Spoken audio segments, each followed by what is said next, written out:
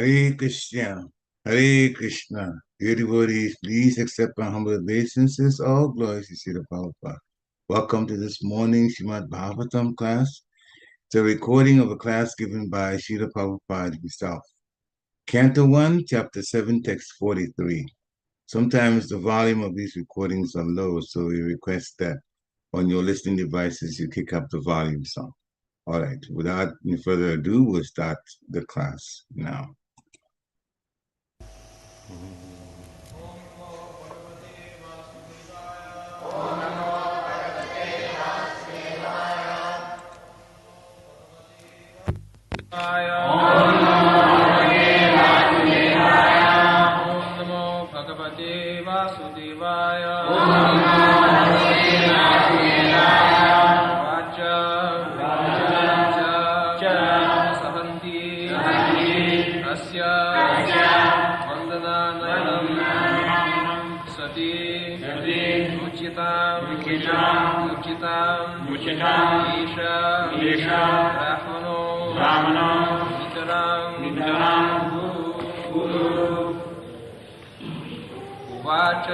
Sahantyasya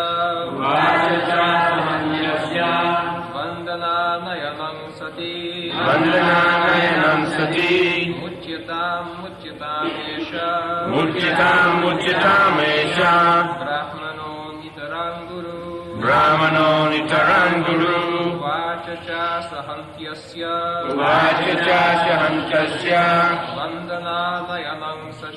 Vandanayanam sati Mujyatam Esha Brahmano nitarang guru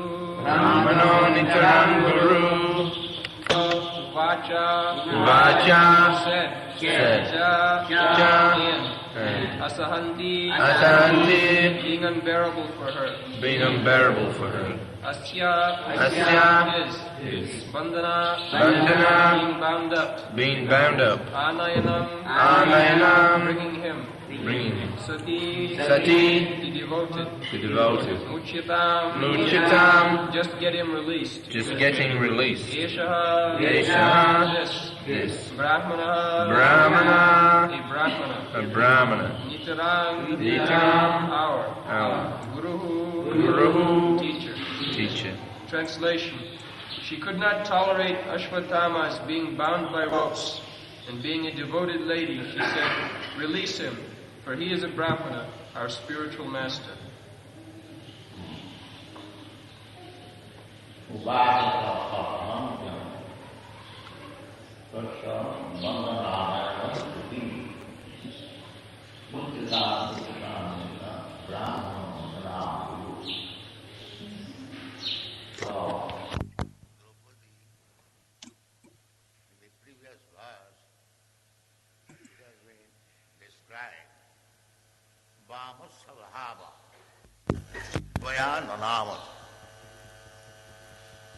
Bhama Sabhava, Bhama, woman, they are very soft-hearted, Bhama Sabhava. So, although Aswathama killed her sons very mercilessly and he was arrested, and Krishna ordered him to be killed, and Arjuna was just preparing to punish him, but Bhama Sabhava, woman being very soft-hearted, without any consideration, she immediately offered her respect, Nanam. Not only she offered her respect to Aswathama, being the son of a Brahmana, especially of Dronacharya, their teacher. So she immediately ordered Arjuna, Muchyutam, Muchyutam, release him immediately. You have arrested a Brahmana, Muchyutam, Muchyutam Isha, Brahmana Nitarang Guru. Brahman is always our Guru. Although he has killed my sons, still he stands to be my Guru, your Guru. So, this is Vedic culture that they know how to offer respect to the proper person. But Arjuna, he also decided that although Krishna ordered him to kill Aswathama, his Guru's son, although he is not Brahmana, he is Brahma Bandhu. He has been described as Brahma Bandhu, not Brahma.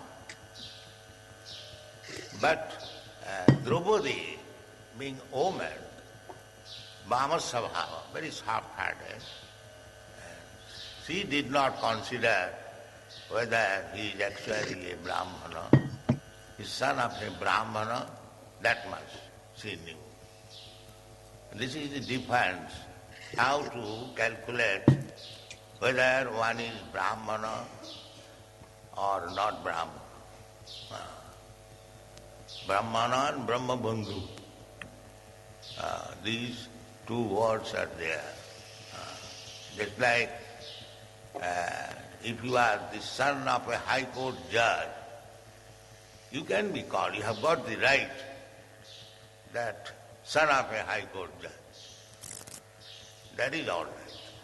But you cannot claim to become the high court judge. That is not true. Unless you are qualified, unless you are actually acting as high court judge, you cannot be called a high court judge. Simply by becoming the son of a high court judge, you cannot become the high court judge. Similarly, simply by becoming the son of a Brahmana, you cannot become a Brahmana. A woman, Bhama Sabhava, she can accept that because he is the son of a Brahmana, he is Brahmana. Therefore this word is used, Bhama Sabhava. Because women are considered less intelligent. In the Bhagavad Gita, their heart is very soft. Just like children, their heart is very soft. But their intelligence is not very soft. That is the difference. Shriya Sudra Tatha Vaishya. Krishna said, Shriya Sudra Tatha, they have been put in one group. Women, Vaishya and Sudra, because they are not very intelligent. They can be molded by another intelligent man to the proper channel. Therefore they require guidance. they require guidance. This morning I was reading about Sita Devi being kidnapped by Ravana. Now, because there was not Ramchandra present and Lakhan was also not present, she was unguarded and Ravana took the opportunity to kidnap her. So, even Sita Devi, she is goddess of fortune, she is the spiritual potency of Lord Ramchandra. She is not ordinary woman, but showing us the example that in Sita Devi is the original potency. Of course, Ravan could not kidnap Sita Devi as she is. That is not possible. This is described in another Purana, that when Ravana came to kidnap Sita, Sita Devi disappeared from there and she kept a Maya form, false form, and Ravan kidnapped her. This is stated in very authoritative scripture when Sri Chaitanya Mahaprabhu was traveling in South India, a Brahmana invited him.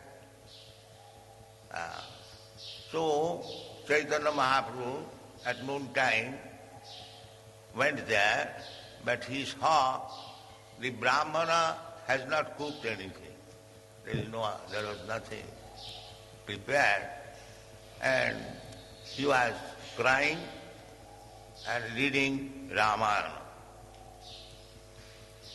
So Chaitanya Mahaprabhu inquired, the Brahmana, why you are in such depressed condition, you are crying? And sir, he was in the ecstasy of Hanuman. Then I am so unfortunate that Sita Devi has been taken by Ravana and I could not rescue her still. In this way he was puzzled, she did not cook anything. Then Chaitanya Mahaprabhu pacified him, then he could understand that I invited. It was done. Then when he was returning, I forget the name of the Purana, Kurma Purana, he got evidences that Sita Devi, when she was supposed to be kidnapped by Ravana, a false form was kidnapped. And when Sita Devi was tested, putting her into the fire, she entered into the fire and the Maya Sita was burned and the original Sita came out. So it was not possible for Ravana to touch even the lotus feet of Mother Sita, but apparently it is externally manifested that Sita was taken away just to teach us that in Sita Devi is the origin of all potencies of the Supreme Personality of God. Chit Shakti, Parasu Shakti, Vividhaiva Sriyate, the Supreme Personality of Godhead has got many potencies, multi-potencies, and one of the potencies is Alladini Shakti, pleasure potency. That pleasure potency is Sita, Radharani, Lakshmi Devi. This has been described by Swarup Damodar Goswami. Radha Krishna Pranaya Vigiti Alladini Shakti Rasma Ekatmanavapi Deho Bhedo Gato.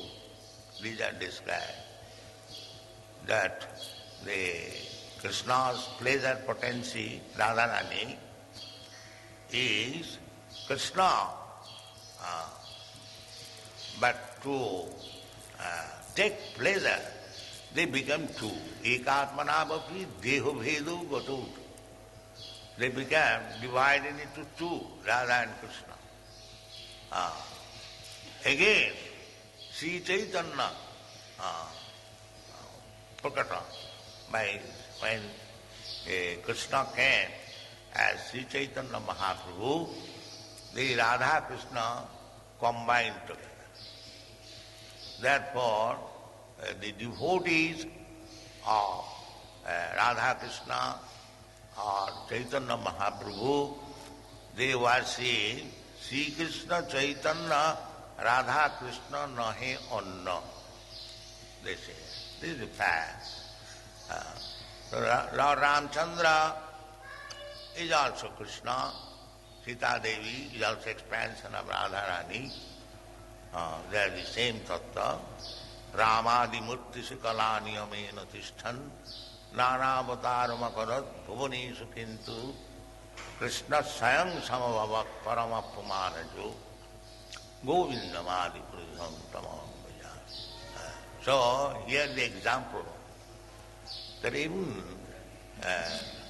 Sita Devi, the direct potency of the Supreme Personality of Godhead, she is showing that without being protected, she can be ravished, she can be kidnapped, she can be misused by the Rakshasas. This is it. Sita Devi was quite competent, but this is it. Another example is that because Lord Ramchandra took Sita in the forest from moral principle, he should not have taken Sita. Pathe nari vivarjaya. The moral principle is that when you are going out of home, you should not take your wife with you. Pathe nari vivarjaya. Because there may be so many dangers that actually happen. Sita Devi, because Lord Ramchandra was ordered to go to the forest, not Sita Devi, neither anyone, neither Lakshman. They, out of their own affection for Lord Ramchandra, they decided to go with him. But because Sita Devi went with Ramchandra, so many catastrophes happened. She was kidnapped, and there was fight, and the whole dynasty of Ravana was killed, and so many things happened. So, this instruction that pathe nari vivarjaya. And another lesson is that even Lord Ramchandra, he was attached. Naturally, one is attached to his wife. So if we become attached to a woman, then we have to face so many dangers. This is another instruction. Even Lord Ramchandra is the Supreme Personality of Godhead, and still he had to accept so many troubles. They were loitering in the forest, feeling the separation of Sita Devi. So many things happened. So, Mama Sabha, their women are very simple, soft-hearted. The whole idea is they should be given protection, no freedom. That is injunction of the Manu Samhita. Nastriyam satantatam arhati. Women should not be given freedom. They must be protected.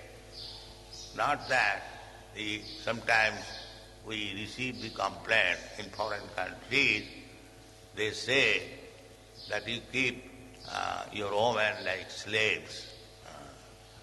So I replied, we do not keep our women as slaves. They are very respectful at home. The sons offer their highest respect to the mother. The husband gives the topmost protection to the wife. This is the example. Just like Lord Ramchandra. Lord Ramchandra is the Supreme Personality of Godhead, but Ravana took Sita from his protection. Ramchandra could marry many millions of Sita, or he could create many millions of Sita, but he is showing the example that it is the husband's duty to give protection to the wife at any cost. And he did it. For one woman, he killed the whole Ravan's dynasty. This is husband's duty. So, protection, not slave. It is protection. The husband should give to the wife the topmost protection, and the wife should be so faithful to the husband that Sita Devi, she was king's daughter, Vidayoraj. She was the daughter. She was not a poor man's daughter.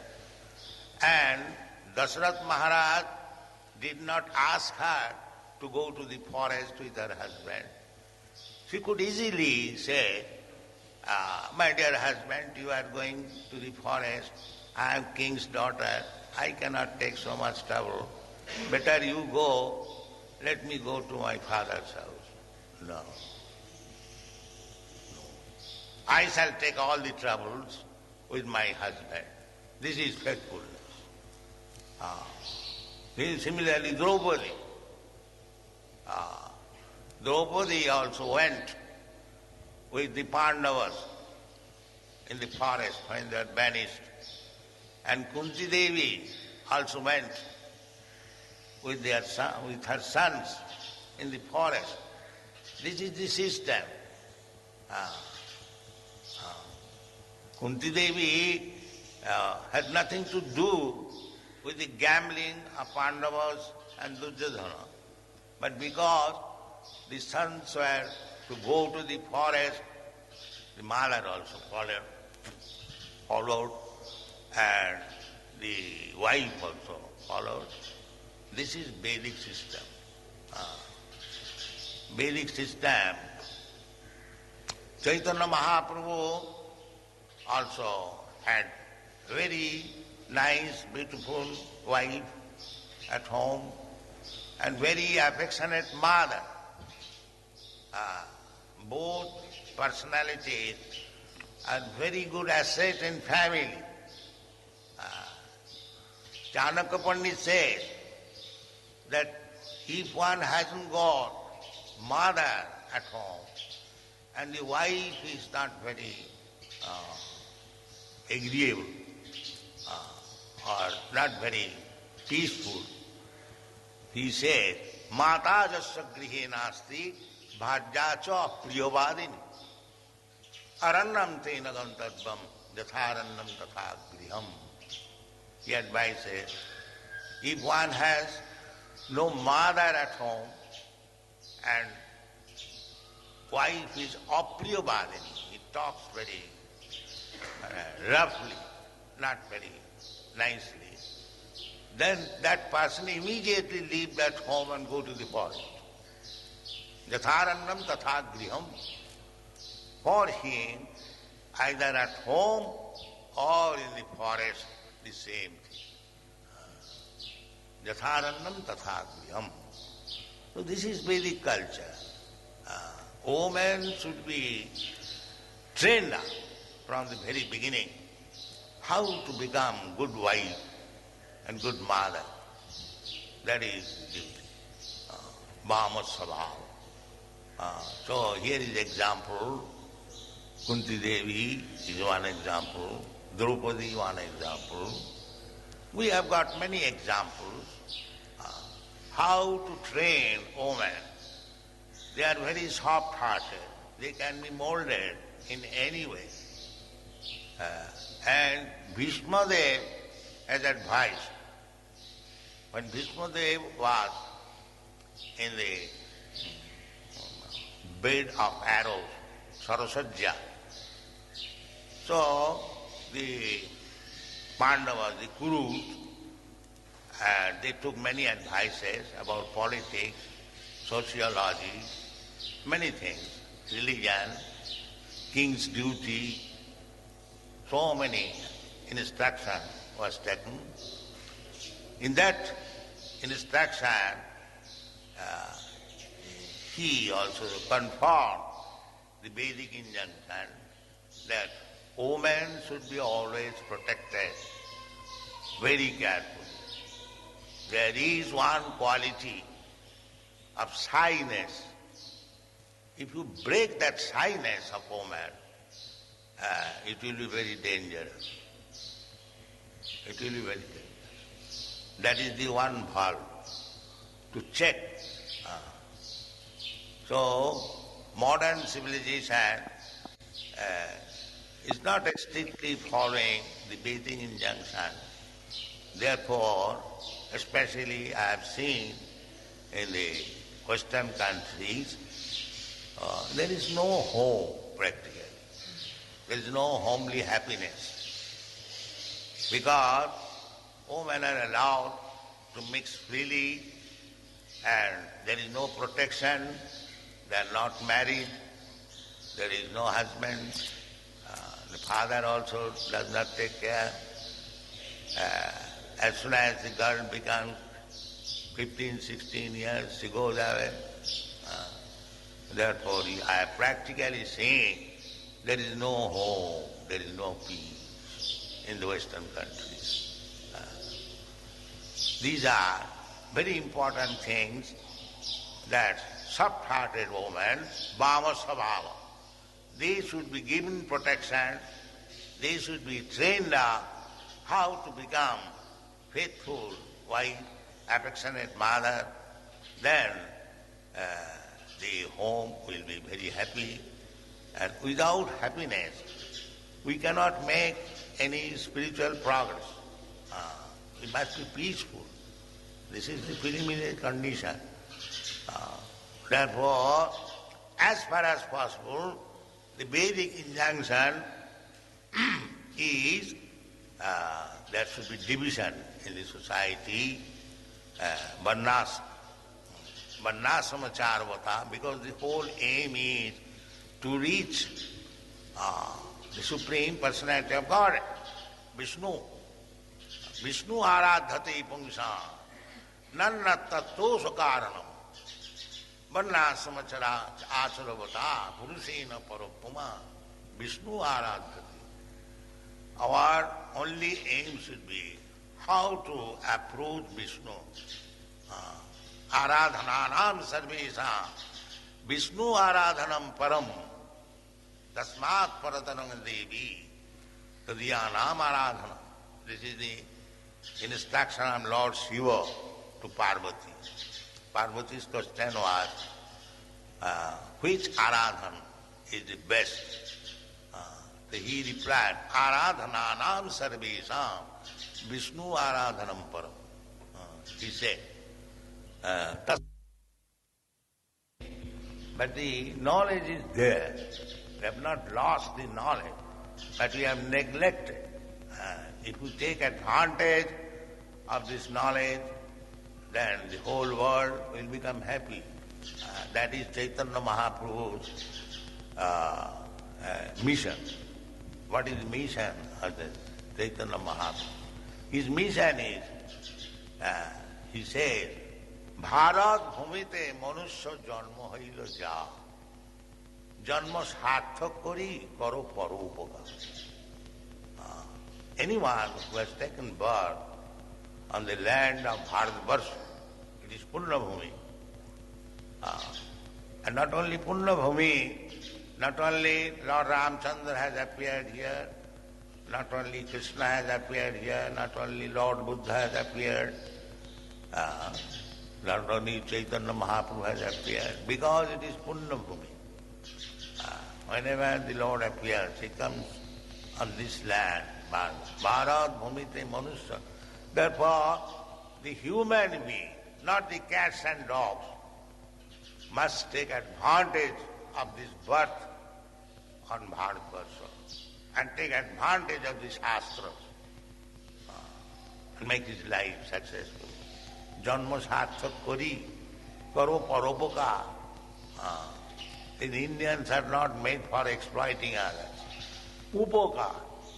How people will be advanced in spiritual consciousness, how they will understand the Supreme Personality of Godhead, Vishnu, because they do not know what is the aim of life.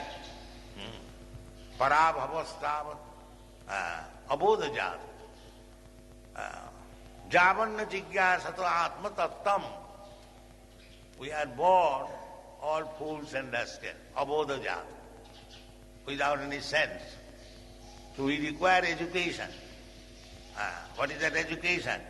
Atma tattam, apusyatam atma tattam, griheshu grihomedina. If we do not cultivate atma tattam, then whatever we are doing, we are being defeated. That's all. We are being defeated. Atma tattam. That atma tattam is the first instruction in the Bhagavad Gita. Dehinasmin yatha dehi kaumana jauvanam jara tatha dehantara prapti dhirasatanamaya. This is our beginning. Asmin dehi, within this body, there is the soul. Dehinasmin yatha dehi. Not this, body is important, but it is nothing. It is dead matter.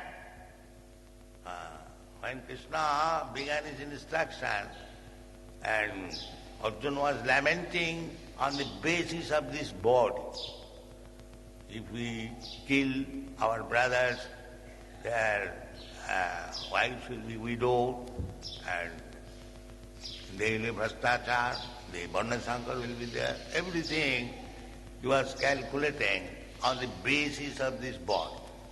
All politics, sociology, they are going on this basis of this body. But Krishna, as soon as you are accepted by Arjuna as Guru, Sishasteham sadhima prapanna. Now, Krishna, I accept you as my Guru, not as friend, because friendly talking is useless waste of time. He accepted his Guru. When Guru speaks, you cannot argue. That is not the process. You should have accepted a Guru who is infallible. Otherwise it is useless.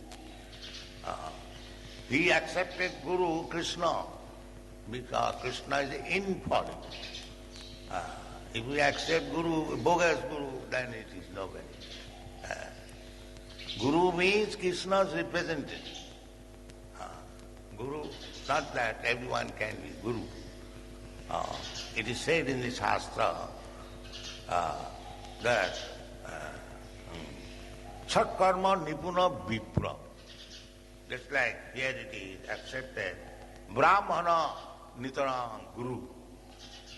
So, generally, Brahmana is accepted as Guru by other orders of society. So, the Shastra say that Brahman is Guru, that's all right. But Sat karma nipuna vipra. One Brahman is very nipun in his karmakandya knowledge, Sat karma.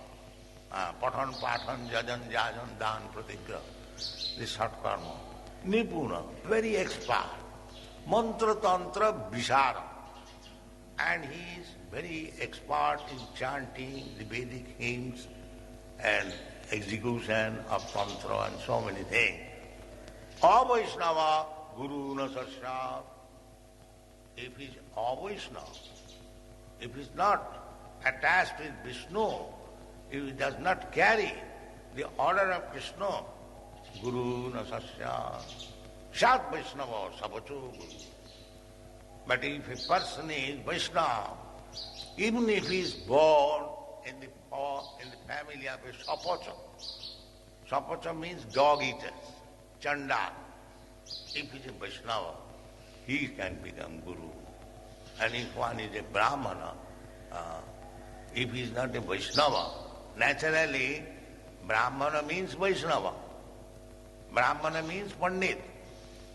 Still in India, a Brahmana is addressed as Pandit, because a Brahmana and Murkha, rascal, this is contradictory.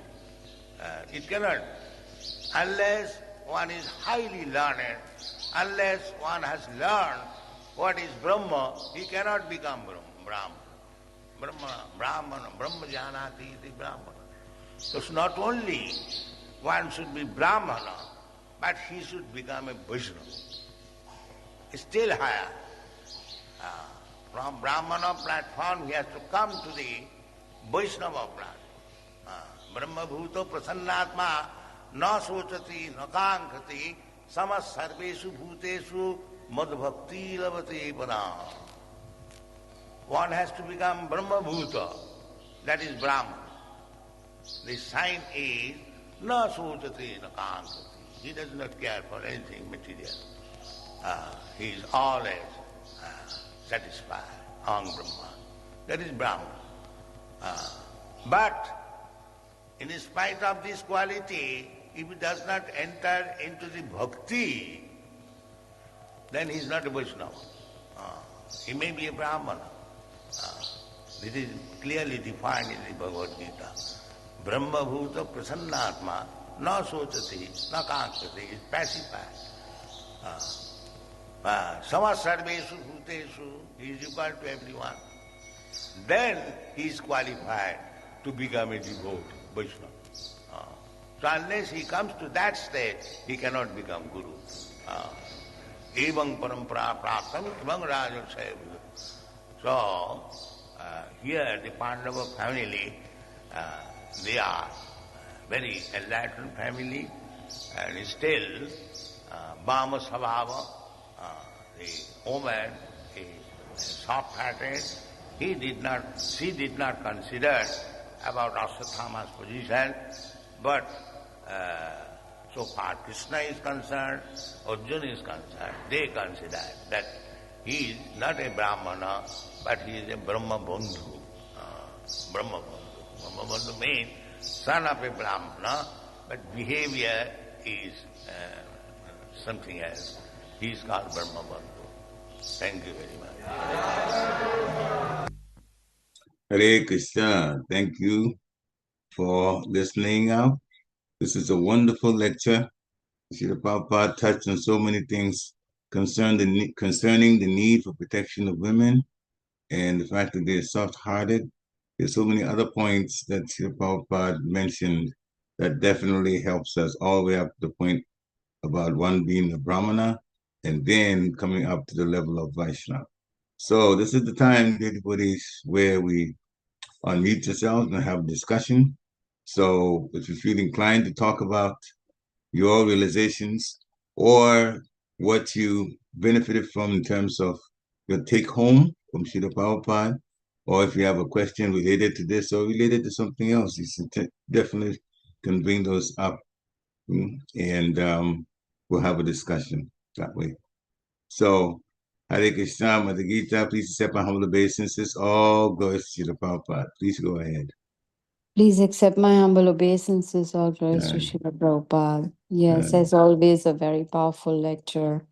And Srila Prabhupada talked a lot about Brahmanas, that they are, we cannot consider them by birth, that, born in a Brahmin family, just like an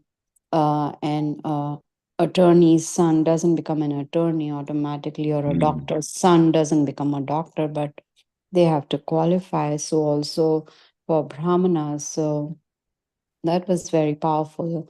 explaining, Prabhupada explaining difference between a Brahmana and a Vaishnava. So thank you so much. Hare Krishna. Thank you for the observations that you pointed out about Brahmana. The qualification of Brahmanas doesn't come by birth. And the example you gave was very, very, very much on point. You're born, your father is a particular profession. It doesn't mean you are at that profession. You also have to learn. You have to have the knowledge. And he talked about Brahman, and then from Brahman up to Vaishnava level. Brahmanas, you look at 1842, chapter 18, text 42 in the Bhagavad Gita, he talks about the qualities of Brahman. So they work in the mode of goodness. To get to the transcendental level, that makes a person a Vaishnava. And that is the difference. Which the Prabhupada pointed out so wonderfully. You cannot be an effective guru just being a Brahmana, but not a Vaishnava. You have to be at Vaishnava level because the Vaishnava is more concerned about the spiritual, and basically they are detached from the material. Hare Krishna. Thank you, Mother. Any other any other devotee wants to unmute themselves and add to this? It'll be wonderful. Hare Krishna. Hare Krishna, please say. Oh, sorry. Go ahead, Prabhu. Go ahead. Sorry, Mataji. Go ahead. No, please, Prabhu. Go ahead. Go ahead. Just I was thinking on the Gita Mataji's point, Srila Prabhupada mentioned the nice difference between Brahman and Vaishnava. I think, if I remember correctly, is it this correct? Brahma janati iti Brahman, and Bhagavan janati iti Vaishnava. Explain it in English so that we all, because we all don't know. Not all of us know the Sanskrit. So who knows the Brahman is called Brahman, and who knows the Bhagwan aspect of the Lord is Vaishnava. Yes, because as we talked earlier, Brahmanas operate in the mode of goodness. They are religious, true enough. They operate in the mode of goodness, though. Whereas the Vaishnava is, in fact, all about, well, in Kali Yuga, chanting the mantra, and the mantra is about Hare Krishna. It's all about, so the Vaishnava is about, the business of the Vaishnava is transcendental. And it's very much connected with the aim of life also. Nothing we do, Swata Gatim Hibishnum.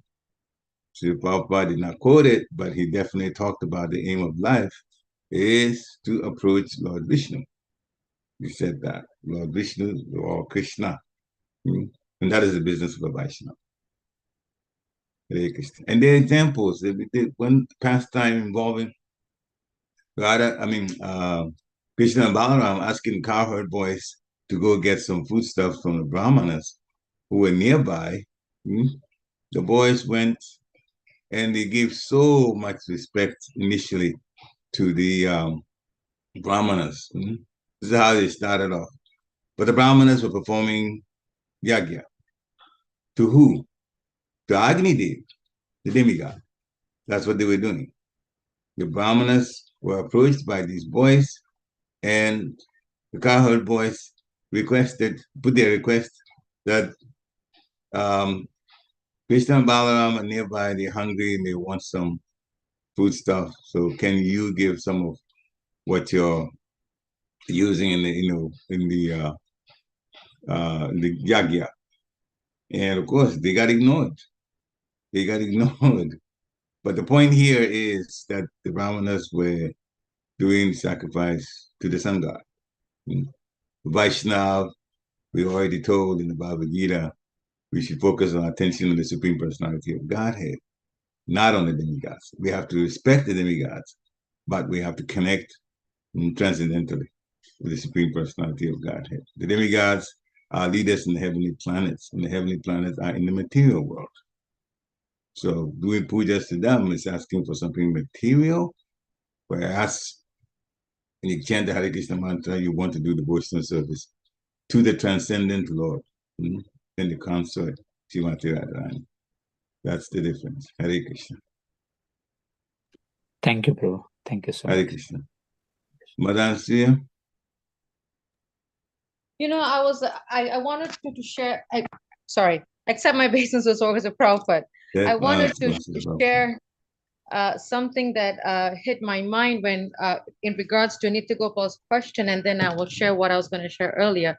Is I remember a book that was written by Bhaktisiddhanta Maharaj, who is a Brahmana or a Vaishya, something like that. Very, very, very old book. I don't know if it's in print right now, but it's a very old book, and it's an excellent book where Bhaktisiddhanta Maharaj was actually asked by his father, to when his father was supposed to go and have a conference, lack for a better word in today's terms, with the Brahmanas, and he was going to go and defeat the Brahmanas to say that the Vaishnavas are higher than the Brahmanas. But Bhaktivinoda Thakur was not well, so he sent his son, and his son went and defeated all the Brahmanas to let them know, who is a Brahmana and who is a Vaishnava, and a Vaishnava is higher than a Brahmana. So that's one thing that came to my mind. Yeah, I think that book is kind of hard to find, but it's a very old copy written by, book, who is a Brahmana and a Vaishnava, something like that. Very, very old copy. I don't know whether I have it.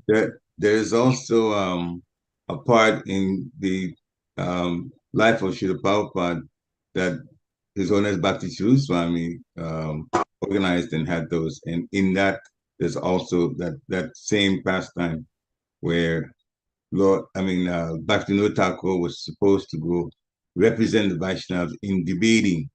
You talked about defeating. Yeah, he defeated, but there was supposed to be a debate who was better, Brahmanas or Vaishnavas. So yeah, that definitely did in fact happen. I think someone else was going to add one more point.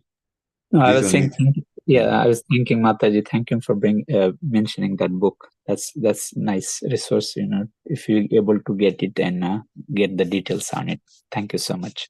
You're welcome, Prabhu. What's the title? I'm who is a Brahmana and a Vaishnava, something like that. I have to find my book. I have a copy. I just got to look for it. It's somewhere here because that copy was printed in the 90s. And anything that was printed in the 90s is so hard to find nowadays, but I have it somewhere. If not, if you Google on Amazon, Prabhu, you will find it. You'll definitely find it because I've seen it there, But yeah, it's a very nice book written by, quotes, comments by Bhaktisiddhanta Maharaj. So yeah. Another Wonderful. Point that I wanted to share was, Prabhupada spoke so much about women protection, so much about gurus, taking shelter for spiritual master, seeing the guru as a representative of Krishna, a direct representative of Krishna and all that. And when he was speaking about women protection, he talked about, Mother Sita's pastime, and all that. I was wondering, and I was thinking, that in today's time, in today's age, there's so much of this women lib, freedom, independence, and all that. And I think that is coming out because it comes from the home, like what Prabhupada was saying, that, how girls should be trained, how boys should be trained. And even Prabhupada was saying how even the wives and the mother should be treated at home. So I think what happens is the reason, this is my personal opinion, my thinking, speculation is, I think this happens when women, wives, mothers are not treated the way they should be treated, as Prabhupada said, at home, which kind of passes down to the next generation. And then we see, girls wanting to go away, to college, want to go here, want to go far away because they feel like being away from home is freedom. And I think what I'm getting from this important point from Srila Prabhupada is that as grihastas, how can we give the balance? Sometimes we go from one end being so strict and controlling, and because I grew up that way, so I know, being so strict and so controlling and so micromanaging and this and that the first thing they want to do is they want to leave home. And at the same time, when we go to on the other end where, we feed the child with a silver platter or gold platter, then we spoil them. I think it's important that, today's young people, those that are still at home, that they're given the balance of strictness, discipline, training, leniency, friendship, a little bit of space to let them go out of the line, like they got to have the balance. Then that way they won't feel, and that way they are protected. I think that's the important point. Is I think in today's young children, if we give them, both blends, yes, there should be loving firmness, there should be, loving discipline, there should be, leniency, there should be strictness, there should be freedom. But I think if we give that balance into, to our children in today's age, then they're protected. Then there's no need for them to leave home and go away and do this. Then they're protected. That's my feeling about, how can we continue to protect our young people, our youth, where, they don't feel like strangled or choked. At the same time, they don't feel like I want to run away. I mean, I just want to just be a, a couch potato. I think the balance has to be there. And I think when the balance is there, then we can definitely protect our young people, because that's what Prabhupada is talking about. How do we protection, So that's what's coming to my mind. Hare Krishna. Hare Krishna. Yeah, at some point, I'm glad you clarified it towards the end, because you were talking about strictness and you're also talking about leniency, and the two things go opposite. But you did, in fact, bring it up again, this time with definition. It all begins with the training at home when they're little. Mm-hmm. The trust must be built between the child and the mother for both sons and daughters. And daughters, yeah, they need protection. And to this day, we all know that in the cities, in the early mornings or late at night, 12, 1 o'clock, 2 o'clock in the morning, if a woman is walking by themselves, they are in danger of being attacked. Whereas a man can walk the same place and probably go scot-free. So yeah, the protection needs to be there. Even, to give a very, very mundane example, and excuse me for doing that, but even prostitutes are smart enough to know that they have to have pimps with them. The pimps are men, and they are for protection. So women, even on the most mundane mode of ignorance level, even there's still protection given to women. Because at that time of night, anybody can do anything to them. So, and you walk everywhere, in the colleges, everywhere. You see late at night is the boys that are walking, young men that are walking around, the women are out in the dorms. Again, it's there. So when Srila Prabhupada talks about women having to be protected, it is true that we shouldn't counter it in our minds with this women's lip things, because points, because the reality is what it is. It is still what it is. Women need to be protected. So I'm glad you brought this point up. Yeah, I'm sorry, Kiki, if I mentioned strictness first in the beginning. What I meant, and let me clarify my point, is you already have, but you can clarify again if you want to. Yeah, I mean, I think when it comes to, raising, children, or, protecting our youth, whether it's a girl or a boy, because even nowadays, Kali Yuga is so crazy that even the young men are not safe. Even the young boys are not safe, because we do have sometimes, young boys who are not extroverts, and they're introverts, and they get bullied in school. So it's not only just the girls, even the boys are going through it. So I think, when I use the word strictness, I don't mean always having the cane, but to be, have a balance of, firm, loving firmness, loving discipline, loving strictness, loving friendship, like we need the blend of both. That way the child will feel very safe to speak their heart and their minds, like they will feel like I have a voice in my own house. And then because sometimes when I speak to young people and college students, why do they want to go away? Because they want to be away from mom and dad. That's the first thing that comes out of their mouth. They have no say at home. Yeah, because they say, I just need my space.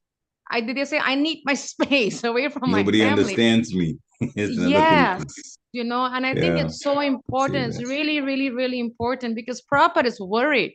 Prabhupada says these children are Vaikuntha children. So if we are supposed to raise them for Krishna, then we have to really remind ourselves how important it is to protect our children. But yeah, in the old days, definitely it was women, but I think now I'm seeing and reading news, even the young boys get affected. So yeah, I can go on. I'll stop. Hare Krishna. Hare Krishna. Yeah, it's important points that we need to definitely consider in this life. Dr. Xavier has come up with a question in the chat, so I'm going to read it. Hare Krishna, please accept our humble obeisances. All glories to Srila Prabhupada. In this age, what is the protection from a husband seen as? How is that protection? Because it's not necessarily as forward as a demon stealing wife as seen in Ramayana. Could you elaborate more or give examples? Thank you. Okay. So I don't know, Mother Gita, could you share some wisdom on this, if you don't mind?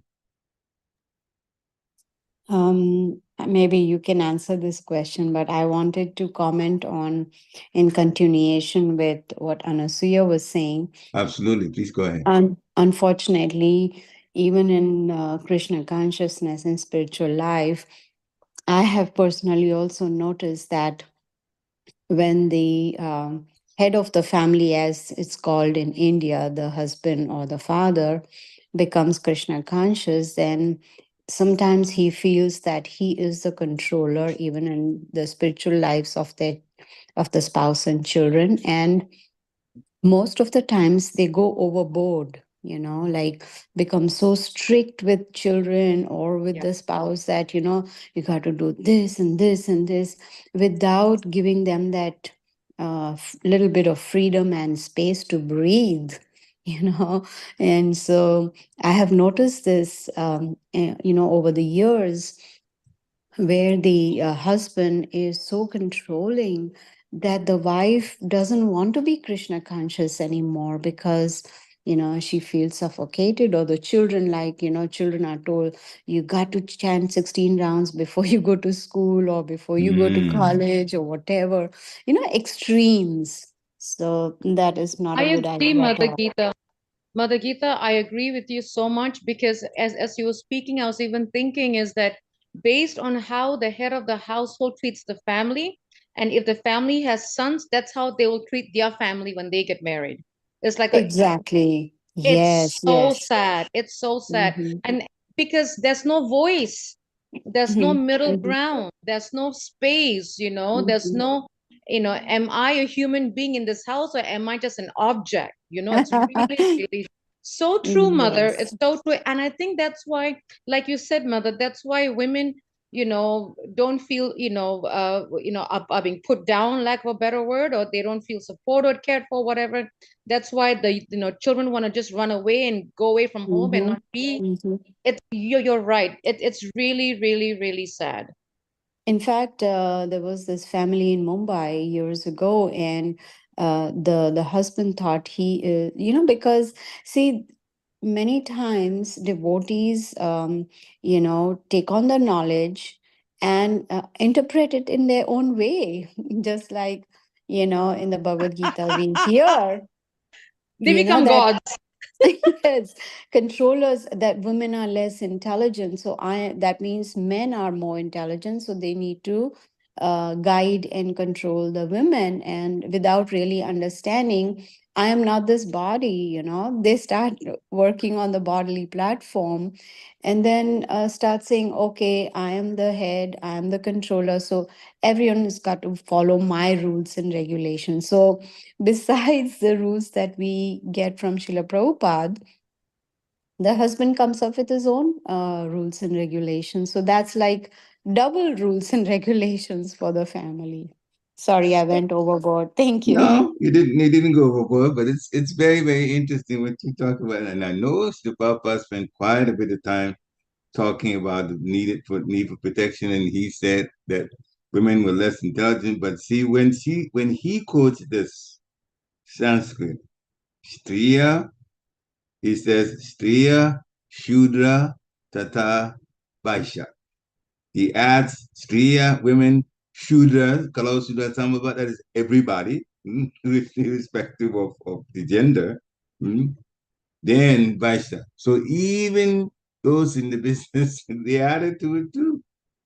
So the point though is Srila Prabhupada has in fact been asked this question about women being less intelligent. His female devotees went to him and asked that, and he made it clear that women devotees are not less intelligent. He made it very clear to them that he's not referring to devotees who are women. He has written books for the next 10,000 years, and we know the Kali Yuga is getting worse and worse and worse. And sometimes the women who are not Krishna conscious would do things that will make people just question. And I could just point one. When it comes to people going, I'm talking about karmis now, not devotees, because devotees dress differently. When it comes to dress for a particular function, what is it like? The men cover themselves. The men are wearing things that are loose enough. We're talking about karmis now. Look at the women. They wear clothes that outline their body. You can see the body. You know what it is like through that. Does that make sense? No, it pushes more the mode of passion.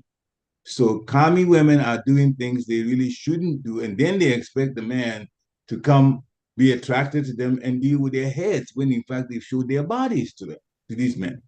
Some of the preachers, even Christian preachers, are beginning to talk about that too. And that's true. So that's not sensible. That's not sensible. But that is non-devotee women that do that. Devotee women, for the most part, they'll cover themselves. They'll cover themselves.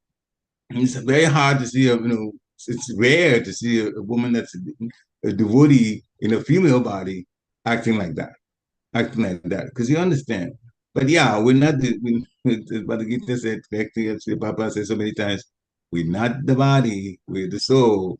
Therefore, we are all chanting, the mantra is the same for men chanting or women chanting. When it comes to the Vaishnava level, there is no less intelligence labeling for women. So that should be made clear. Thank you. Thank you for giving those references. Very, very important. That even Shudras are included, not just Stri, not just the women, even Shudras, which is also men. And, when Prabhupada says women need protection, this is what I noticed in Mumbai, the husband took it so literally that the wife had to inform him wherever she wanted to go, where, when is she going to come back, etc., etc. In other words, she had no freedom to even go buy some groceries because first she had to take permission from her husband, because the husband read that women need protection. So, it can go to that extreme too. Yeah, there's the way it's interpreted. There's one thing about protection and another thing about enslavement. That's two different things.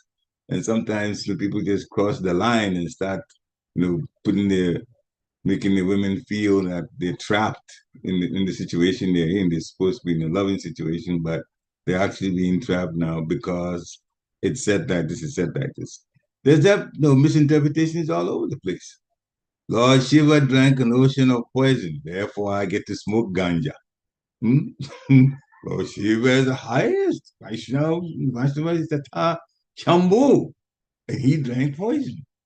Therefore, so people put two and two together like that to just go after things that they want to control or things that they want to do on their own. That is not sanctioned by Shastra. We're not at Lord Shiva's level. And the pastime was, in fact, what it was. At that same time, when the nectar was supposed to come out first, how many other people who speak like that have joined anybody to try to, move back and forth a mountain as Mandara Mountain? Have they tried to do that first? Let them do that first, then they can smoke ganja. They can't. Just like, people talk about Krishna, all right, so you go down hill and see if you can do that. You're not at the level of Lord Shiva, you're not at the level of Lord, Vishnu. So those are things that people use as excuses. So I'm glad these questions that come up so we're clear about things that we're supposed to do and not supposed to do, not make our own, Gramya Katha Shastra. Hare Krishna. Anyway, still, that's to be fair to Dr. Xavier. Let's look at his question now, and then finally, maybe if somebody else wants to ask something, that's up to them. Hare Krishna. Could you explain? Oh, actually, let me see. I'm sorry. There's more. That's yeah. Okay. Xavier. Okay. Oh, that was yesterday. All right. So, in what age is in this age, what is the protection from a husband seen as? How is that protection? Because it's not necessarily as forward as a demon stealing a wife is seen in Ramayana. So he's talking about the way Sita was taken by Ravana in Ramayana. But again, when it comes to the Lord, there's so many things that are supposed to happen. And so, because it's part of an unfoldment of a pastime. So it doesn't necessarily always connect with us. But the point that Srila Prabhupada made about Ravana being taking Sita was, this is just the part of it that was the pastime itself was unfolding, true enough. But the situation of the wife being taken is to let us realize the importance of having to protect our women. So that is the top part of it, the superficial part of it. But it's also very instructive to us. In the Lord's pastime, there's always an internal reason and an external reason. And in this case, the external reason that we have to be careful to protect our wives, not enslave the wives, but protect. Protect. There should be the freedom to do what you want. The freedom of expression should be there. All of that should be there. So that's as far as it should go. So hopefully that clears the situation. You have to be very loving to the wife. You have to open up and hear what they have to say. We have to see things from their point of view. And we also have to bring our point of view as it's necessary. The women like to be the ones that run the household. The men should allow that to happen. And to speak about that, there was a situation between Lakshman and Sita, still on the Ramayana, Lakshman and Sita, because they both wanted to serve Lord Ram. And so it got to the point where they had to go to the family guru, Vasishta Muni. And they put the matter before Vasishta Muni. Vasishta Muni said, yes, both of you can, in fact, serve, but we'll do it this way. When Ram is home, then Sita is the one that will be serving. When Ram is doing the princely administrative duties, then Lakshman is the one that's going to protect. To serve him. So it was arranged like that. So we have to understand that the home situation is for the wife, and we shouldn't do too much of any interference about the home situation, because then we become too controlling. But when it comes to, we want to know where our wife is. Yes, it does not mean that come home immediately and this time. No. The wife should know that the husband is concerned about her, but at the same time, she should also, have the understanding that she can do what she needs to do. I've been outside. She knows she can know what she needs to do. She could do what she needs to do. In that way, it doesn't become a controlling affair. Hare Krishna. If I can add something also, I think there has to be trust, That way, go ahead. There has to be trust between the husband and wife. That way, because just like what Mother Gita was mentioning, and that was an excellent example she gave, when the husband becomes the head of the household and he's supposed to be the spiritual head, then he starts controlling everybody in the family, the wife, the kids, and so on and so forth. And that starts, don't go here, don't go there. You can't go for groceries. Why are you going for so long? There has to be a trust between the husband and wife, where the husband needs to trust his wife that, I believe in you, I trust in you, you're going for groceries and you will come back, like that. Like just simple basic stuff. And in fact, what I would recommend is, and I mean in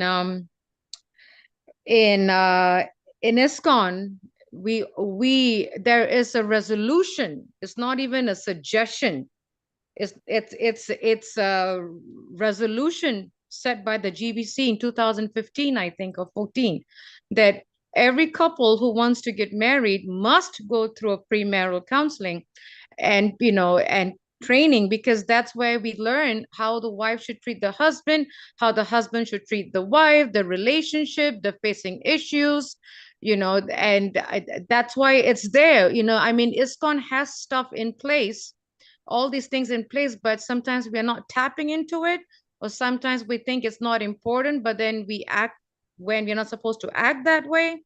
So, and then also, if you were to visit, if you check out Mahatma Das Prabhu's website, he has a very nice write-ups and articles on husband relationships, wife relationships, all kinds of stuff about marriage. So many amazing points that really, really makes us look at ourselves, even as husbands, as Das Das Anudas to the wife, and the wife Das Das Anudas to the husband and the children. So it's like at the end of the day, we are Das Das Anudas even to our spouses and to our children, pretty much. Just wanted to share that, Haribol. At the end of the day, at the end of the day, we all are spirit souls wanting to Yes, serve. mother. Yes, mother.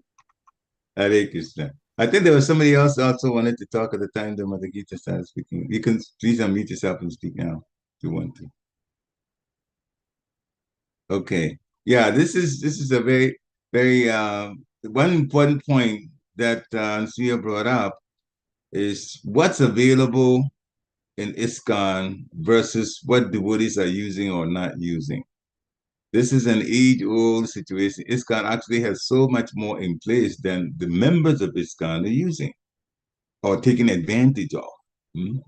So yeah, that is one important thing that we need to somehow break this, situation where so much is supplied through the leadership and through different or smaller organizations within ISKCON that is so beneficial. And I remember way back 2000, this is almost 20 years ago, 2005 or something, there was so many resolutions put forth, meetings, it's called SSPT, Spiritual Strategic Planning Team. We had meetings and so many important things came out for how to run the temple. But then 2 years later, there was complaint. There's so much being provided, but the temple president's not using it. So that's one age-old situation that we need to have a solution to. Maybe the way in which the ideas are put out, or for lack of a better word, marketed to ISKCON at large, that needs to be looked at so that the information comes and encouragement to use what is available in order to improve our spiritual lives and even the material lives. That should be made. Yeah, that's one problem that's been there for a long time. And so hopefully that will be fixed. Any other questions? I'm looking at the time, that's almost 9:20. Any last questions, last comments? If not, then thank you very much. This has really sparked wonderful discussion. So again, tomorrow we'll continue with regular Bhagavatam, I think. Vanchakalpatarubhascha kripa sindhubhya eva titanam pavanebhyo Vaishnavebhyo Namo Namaha. Srila Prabhupada ki jai. Tomorrow at 7 a.m. Just a quick interruption. Oh, okay. Tomorrow at 7 o'clock with Chandramali Swami. He is in Italy right now. So please do join us tomorrow at 7 a.m. with His Holiness Chandramali Swami. Haribo. Hare Krishna. Okay, so it is still Srimad Bhagavatam tomorrow. Okay. Vanchakapatu Beshakapasuni be Eva Titanam, Pavani Vaishnavi Monama. Shira Prabhupada ki jai. Hare Krishna.